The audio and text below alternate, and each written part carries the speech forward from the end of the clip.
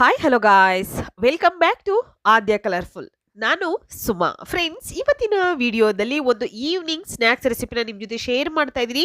ಖಂಡಿತ ಲೇಸ್ ಚಿಪ್ಸಿಂದ ರುಚಿಯಾದ ಒಂದು ಸ್ನ್ಯಾಕ್ಸನ್ನು ತಯಾರಿಸಿ ತಿಂದರೆ ಮತ್ತೆ ಮತ್ತೆ ತಿನ್ನಬೇಕು ಅನಿಸುತ್ತೆ. ಅಷ್ಟು ಟೇಸ್ಟಿಯಾಗಿರುವಂತಹ ಒಂದು ಈಸಿಯಾಗಿರುವಂತಹ ಸ್ನ್ಯಾಕ್ಸನ್ನು ನಿಮ್ಮ ಜೊತೆ ಶೇರ್ ಮಾಡ್ಕೊಳ್ತಾ ಇದ್ದೀನಿ.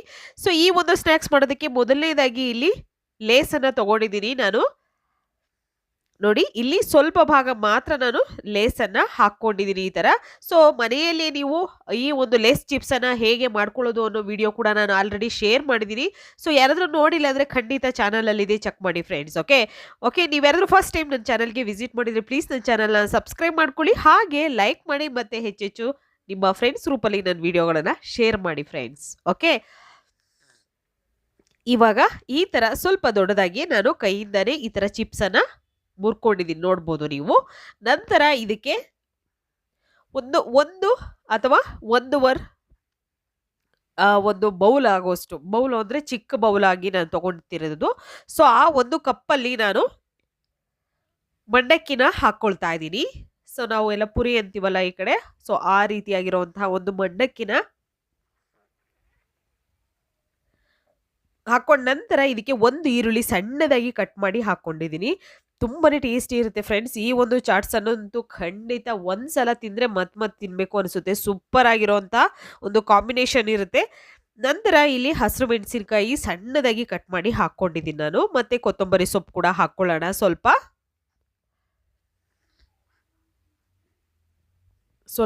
ಸಣ್ಣದಾಗಿ ಕಟ್ ಮಾಡಿರೋವಂಥದ್ದನ್ನು ಹಾಕ್ಕೊಂಡಿದ್ದೀನಿ, ಕೊತ್ತಂಬರಿ.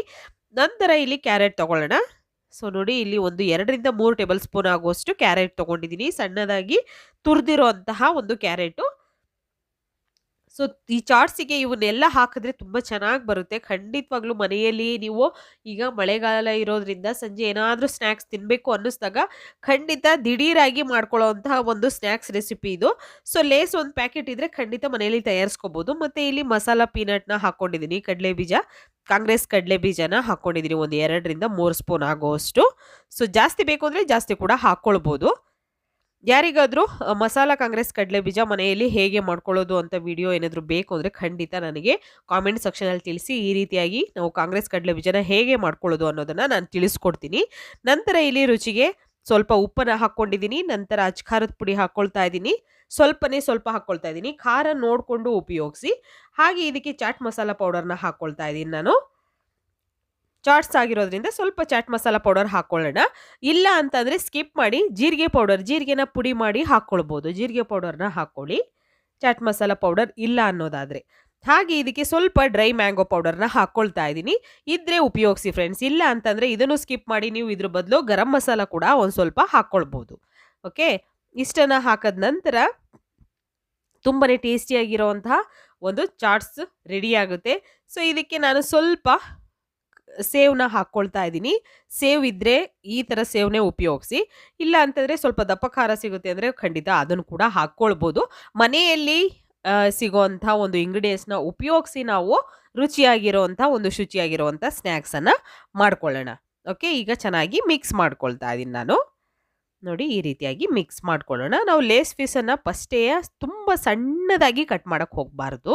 ಈ ರೀತಿ ಸ್ವಲ್ಪ ದೊಡ್ಡದಾಗಿ ಪೀಸ್ ಇದ್ದರೆ ನಮಗೆ ತಿಂದಾಗ ಅದು ಬಾಯಲ್ಲಿ ಸಿಗ್ತಾ ಇದ್ದರೆ ಖಂಡಿತ ಅದ್ರ ಟೇಸ್ಟೇ ಬೇರೆ ಇರುತ್ತೆ ಫ್ರೆಂಡ್ಸ್. ಓಕೆ, ನೀವು ನೋಡಿ ಈ ರೀತಿ ನೀಟಾಗಿ ಮಿಕ್ಸ್ ಮಾಡ್ಕೊಳ್ಳೋಣ. ಇನ್ನು ಸ್ವಲ್ಪ ಖಾರದ ಪುಡಿ ಏನಾದರೂ ಬೇಕು ಅಂದರೆ ನೀವು ಹಾಕ್ಕೊಳ್ಬೋದು. ಸೊ ಇದಕ್ಕೆ ಸ್ವಲ್ಪ ನಿಂಬೆ ಹಣ್ಣನ್ನು ಕೂಡ ಹಿಂಡಿದ್ದೀನಿ ನಾನು.